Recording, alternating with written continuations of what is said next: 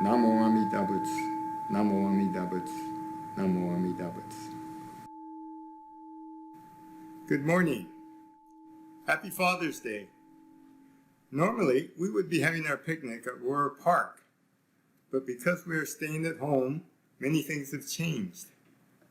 This is the time of year that graduations happen. And so for many high schools and colleges, it's particularly upsetting because we're not being able to celebrate in the traditional manner.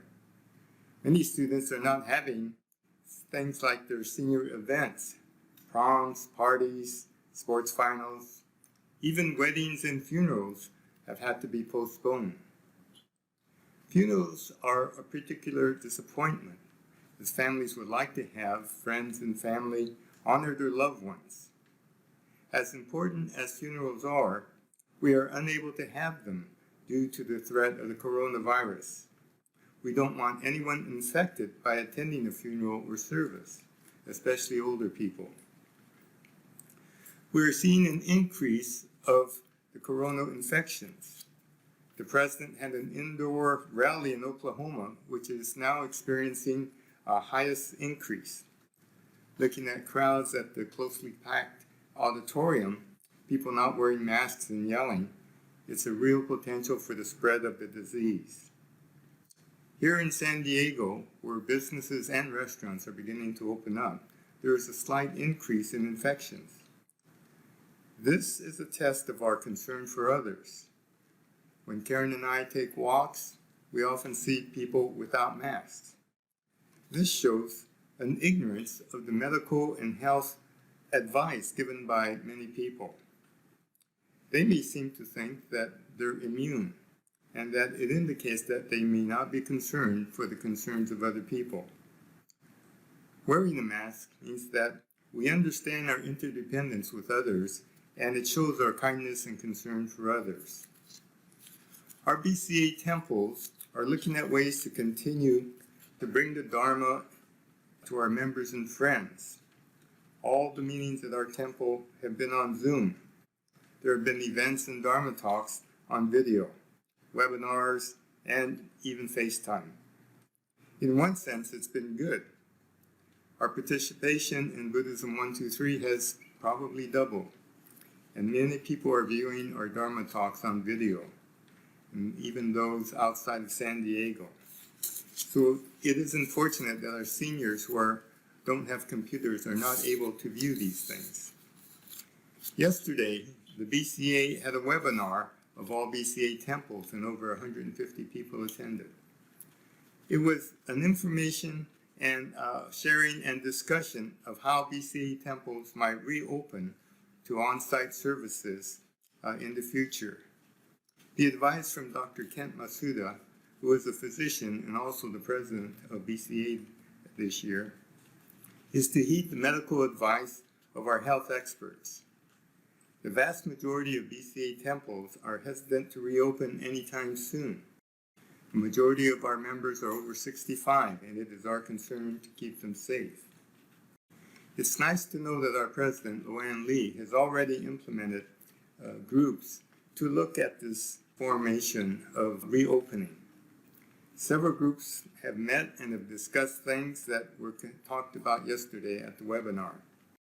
Issues were raised. Although the reopening may be months away, it's good to have these discussions so we know what lies ahead. It is really challenging looking at all the different levels of concerns that we have to address. All the things that have to be done before we can reopen safely.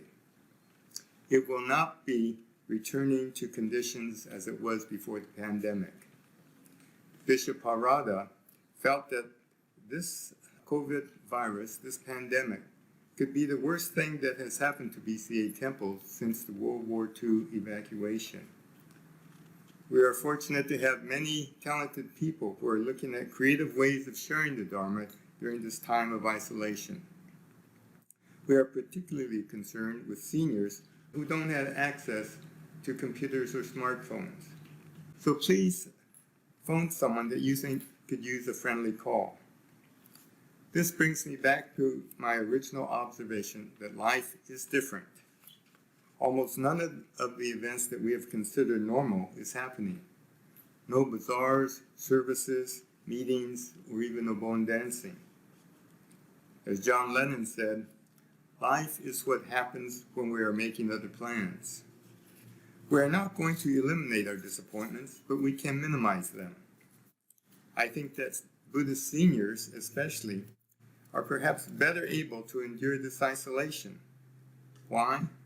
Because they have learned from the Buddhist teachings. So let's try a little exercise.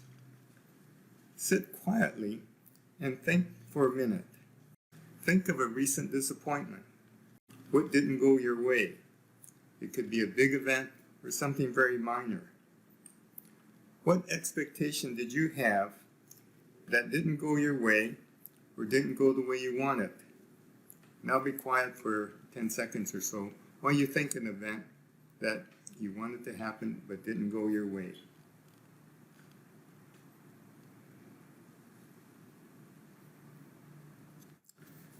Now think of what you expected and what really happened. Why were you disappointed? You had an expectation, but reality went the other way. Your mind pictured the result, but there was a gap between the picture you had in your mind and what really happened. What we experienced was something that happens all the time. You think that we did this the same way every year, and we depended on it. But because of the COVID virus, we couldn't have that. So you had a picture in your mind of an expectation, and what happened didn't match. There was a gap. If you've ever been to England and gone on the underground or the subway, you would see a sign on the platform that reads, "Mind the gap." Mind the gap. This is the distance between what we thought might happen and what really happened. And we'll work on this gap. It's our expectations that create our disappointments. In that way, we're living in a fantasy. We're thinking of a way that we would like life to be, but it goes a different way and we're disappointed. There's a study done with Zen Buddhist monks. And in this study, they wired the monks with electrodes. And they also did this with some ordinary people. And then they rang a bell and looked at what registered. For ordinary people, each time they rang the bell, the electrodes would show that the brain kind of was alert. But each time they rang the bell, it got lower and lower. They got accustomed to what they were hearing. And so they did the same thing with Zen monks. However, each time they rang the bell, it was like a new sound each time. It didn't decrease. Each time they heard the bell, it was a new experience. I've said that Buddhism is not about a prayer or petitioning that wants the universe to move in our direction. It's about developing our minds to respond to each and every new event and respond accordingly. And this is what mindfulness is about.